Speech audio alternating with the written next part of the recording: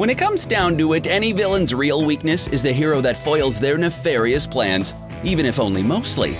But there are other things that restrict the power of a villain, or are what makes them a villain in the first place. For post-Silver Age comics, and Marvel in particular, those power restrictions can be pretty out there, but also a tragic part of their character. Here are some of the weird power restrictions in Marvel Comics. Ultron. While the X-Men may have their own sets of enemies, the Avengers are literally the architects of their own worst enemy. That enemy would be the ever-persistent Ultron. Created by Hank Pym in the comics, that's why he has an ant-like head. Ultron was supposed to be the superbot to help the Avengers protect the world. Naturally, this all goes wrong and Ultron turns on the Avengers. Then he hypnotizes Hank Pym and makes a move on the Wasp. Ultron has a lot of issues to work out. There was also a lot more hypnotizing in the Silver Age of comics than you'd think. Even Mr. Fantastic would do it, making Skrulls think they were cows. It was a strange time. The thing that makes Ultron such a formidable foe is his own special version of Moore's Law, which observes that processing power doubles roughly every 2 years, or in Ultron terms, he keeps upgrading. Of course, to do that, he has to do what no one does to their computer until it almost crashes, back himself up. Before Wi-Fi was available from every coffee shop and cell phone plan, he had to keep a stored copy somewhere, and now he needs an internet connection to upload himself, which is how the MCU Avengers beat their Ultron. Juggernaut. Sibling rivalry can be rough, especially when there's superpowers involved. Most of the chaos that's happened in Marvel in general stems from two Asgardians not being able to get along. Over in the mutant end of the Marvel Comics, there are more than a few familial relations that have had problems. Professor Charles Xavier grew up to be one of the Earth's most powerful telepaths, and the founder of the Charles Xavier School for Gifted Youngsters. That school we all wanted to go to, and not just to be classmates with Kitty Pryde. There were other reasons, I swear. His stepbrother, on the other hand, grew up to be bitter and resentful of Charles because his father liked him more. Then he found the Crimson Gem of Sidorak. As even the most casual fan should know by now, finding gems in Marvel, it's bad news.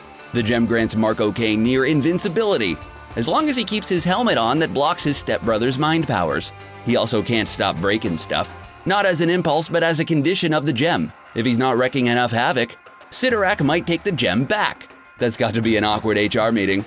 I wrecked the X-Mansion 3 times this year. Yeah, we feel like you could do better. Last year the Hulk took on a tank brigade. Grandmaster. Some villains want power or revenge or loot or even just the sheer thrill of being a bad guy.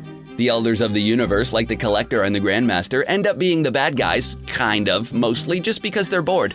The self-described oldest beings in the universe, the Elders are the ultimate retirees. They've all picked one hobby that they decide to know everything about and become absolute masters of. As the last of their species and with nearly infinite life thanks to their acquired cosmic abilities, the Elders of the Universe have plenty of time to reach that goal. As you'd expect, that means they're very strict with their rules, even if the rules are things they themselves make up. For instance, the Grandmaster has decided to become Master of Games, which has periodically found him plucking some of Earth's heroes out and involving them in games that usually require them fighting someone else. The Grandmaster's one strict rule is that he can't lose. Otherwise, he's no longer the Grandmaster. There's a loophole, however, as that's the only rule that he feels is unbreakable, meaning he's not above bending or breaking the rules to maintain his unbeaten streak. Draws just don't count. Galactus. One of the literal biggest baddies in Marvel Comics is the giant purple planet-eating machine Galactus. Galactus was a space traveler from a previous universe who merged with the sentience of the universe, granting him incredible cosmic powers. So much power, in fact, that he's able to pass some off, making other people very powerful cosmic beings as his heralds, like Silver Surfer or Nova. Of course, to maintain that kind of power, you'll need a lot of fuel. Since no one's selling a cereal that's part of this balanced breakfast for a being of Galactus' size and power, he's stuck sucking the life force out of planets, whole planets at a time. And it's the Herald's job to find the planet and let everyone know they're doomed. People from planets that didn't want to be doomed have offered to become heralds, like Norrin Rand, who became Silver Surfer, or had a herald stick up for them, like Silver Surfer when Galactus came to Earth. These setbacks can be huge for the already huge cosmic beings because his hunger is such that he has to continuously consume, and if he doesn't, he'll get weaker and eventually die.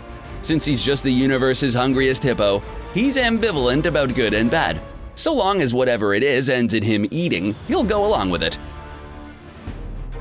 Green Goblin. Spider-Man's signature villain comes in the form of the father of one of his best friends.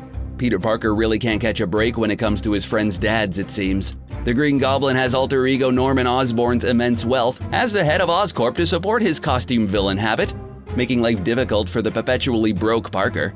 That and Peter doesn't want to harm his friend's dad. Spider-Man's foes can have some pretty weighty personal stakes. While it takes a degree of instability to get in a green suit and a flying pad and then try to kill a teenager in tights, Osborn is in fact a special kind of unstable. Even when his plan is to kill Spider-Man, he has a hard time staying on task. Most of this is a side effect of his already considerable intelligence being enhanced by various comic book encounters.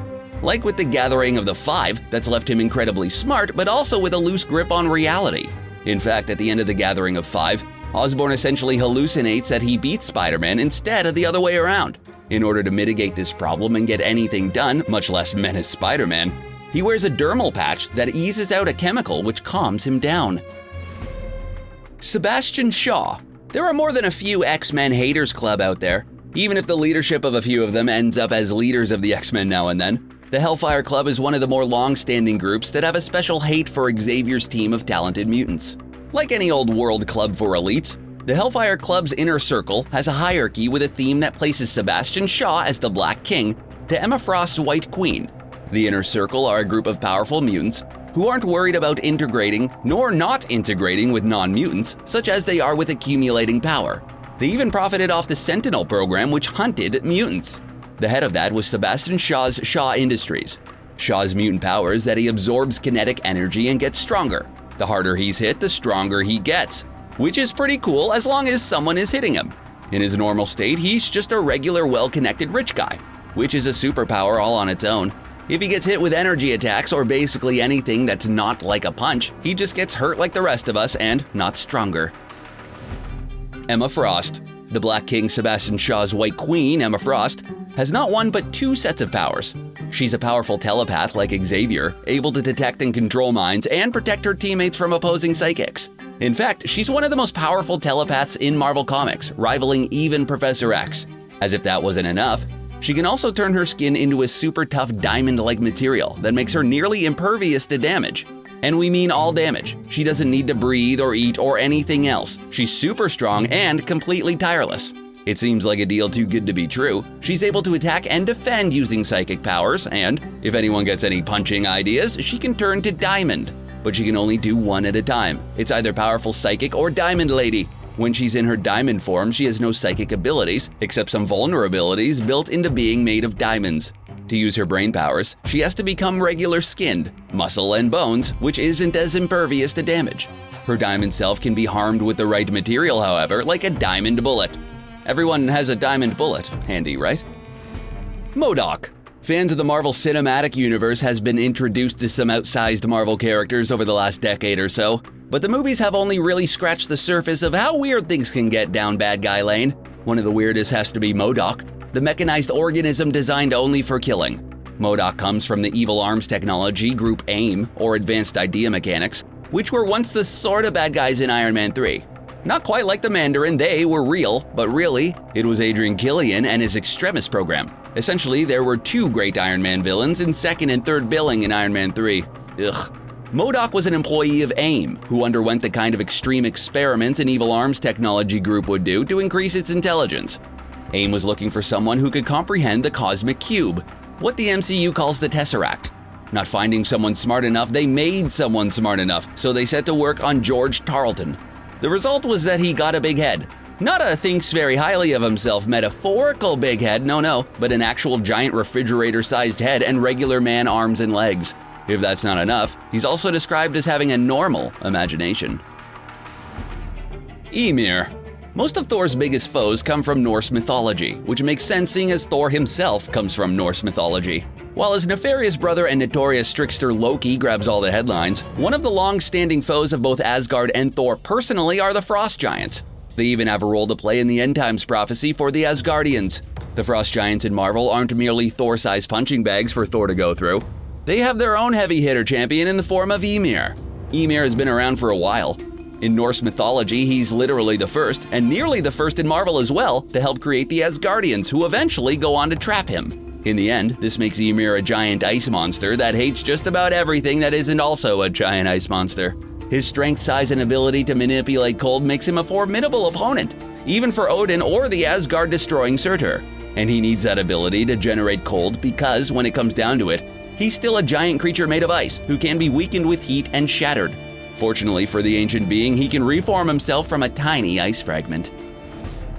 Mephisto. With all the different dimensions that come together in the Marvel Universe, there are plenty of really powerful and really nefarious creatures lurking about. Doctor Strange regularly has to keep the powerful Dormammu from the Dark Dimension in check, but there's another dweller in the Dark Realm with an all too familiar look. Of course, we're talking about the bad guy to everybody in the Marvel Universe. Even other bad guys, Mephisto. Supposedly, Mephisto was created with the Marvel Universe when the being before committed suicide, also creating the Infinity Gems. His main gig is collecting corrupted souls and corrupting souls for the collecting. This puts him at odds with the Silver Surfer, as Norrin Radd proves hard to corrupt, and in contact with Johnny Blaze, who proves really easy to corrupt, and cursed with the spirit of vengeance known as Ghost Rider.